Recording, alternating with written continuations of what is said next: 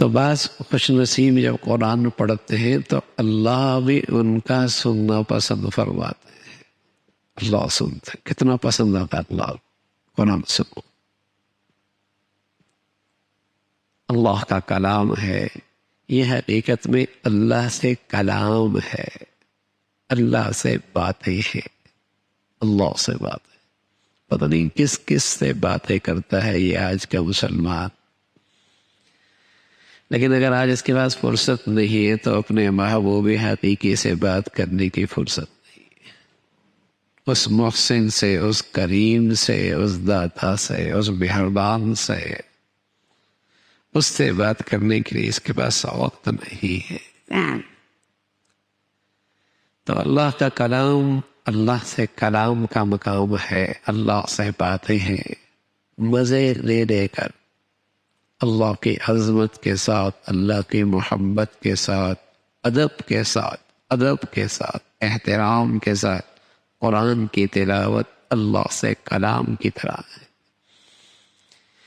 اور جہاں میرے عزیزو قرآن کا تلاوت کرنا بڑی سعادت کی بات ہے، وہاں عظمت، محبت، ادب کے ساتھ قرآن کو سننا بھی بڑی سعادت کی بات ہے. جہاں قرآن کی تلاوت بڑی عظمت کی چیز ہے، بڑی سعادت کی چیز ہے، وہاں قرآن کو عظمت کے ساتھ، ادب کے ساتھ، احترام کے ساتھ سننا بھی بڑی سعادت کی بات ہے. تو رمضان کا موسم قرآن کا موسم ہے.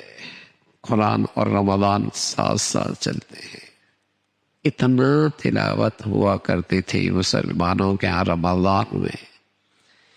اگر آج ان کی تلاوت کا تذکرہ ہونے لگ جائے تو بس اوقات ہم جیسا کو تو یقین بھی نہ ہے کہ ایک آدمی اتنی تلاوت کرتا کہ دن میں ایک قرآن کے بقدر تلاوت ہو جاتی. رات اتنی تلاوت کرتا کہ ایک قرآن کے بقدر تلاوت ہو جاتی. تو روزانہ 2 قرآن، 30 دنوں میں 60 قرآن ایک تراویح میں پڑھتا. 61 قرآن ایک رمضان میں پڑھ لیا کرتا تھا. امام ابو حنیفہ رحمۃ اللہ علیہ، امام شافعی رحمۃ اللہ علیہ، ان حالات کی زندگی میں اتنی تلاوت کہ ایک قرآن کے بقدر.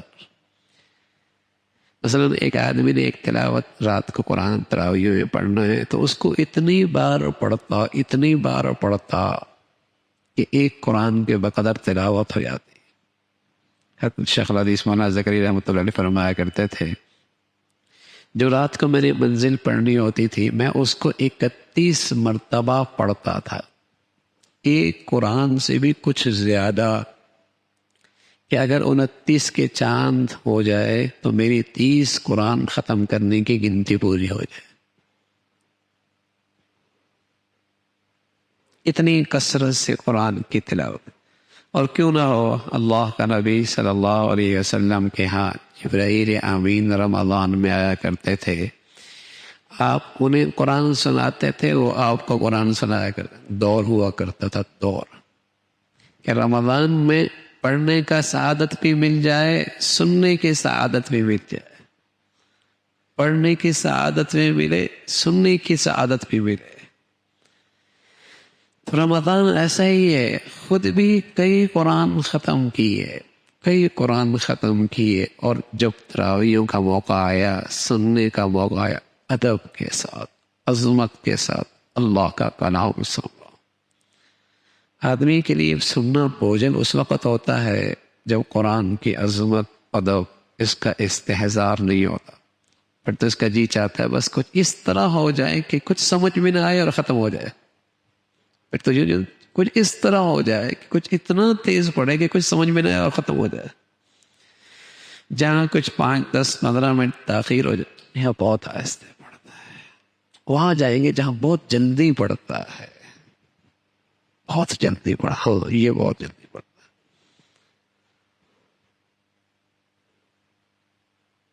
تو جب آدمی عظمت، ادب سے خالی ہو جاتا ہے تو پھر اس کے لیے تو سننا ہی مشکل ہوتا ہے. اللہ کا نبی صلی اللہ علیہ وسلم کے بارے میں آتا ہے، یتورمت قدما، پاؤں پہ ورم آ جایا کرتے تھے، اتنا طویل قیام کرتے تھے، پاؤں پہ ورم آ جاتے تھے. بتاؤ کتنا لمبا قیام ہوتا ہوگا. پاؤں پہ ورم ایسے ہی تو نہیں آتا.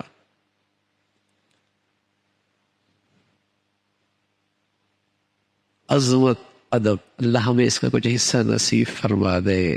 ہاں پھر تو آدمی چھو جائے وہاں چھو جاؤ، مزے مزے سے قرآن پڑھ.